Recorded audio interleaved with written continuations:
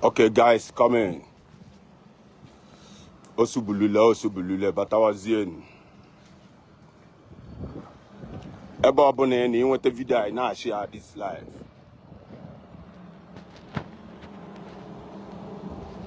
Eba abone no, you wete this video, you share this live. Share this live. Share this live from Israel, live, direct. Update. Agwa munu na Israel. In fact, onye obuna no Iran make video dey like this.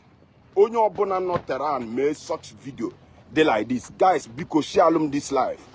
After we change the narrative, people change and push propaganda.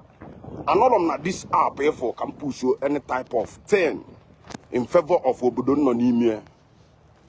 Neno obodo na anu war. Neno obodo na anu war. Obodo was na anu war. Onye obuna no Tehran menwo this type of video. Delete my page na TikTok, na Facebook. Anom the famous street in Israel, Tel Aviv. Anom the famous street there na Tel Aviv. Anom the famous street na Tel Aviv. Right from Tel Aviv can they make this life. Yota. Then can take Zegi to the people.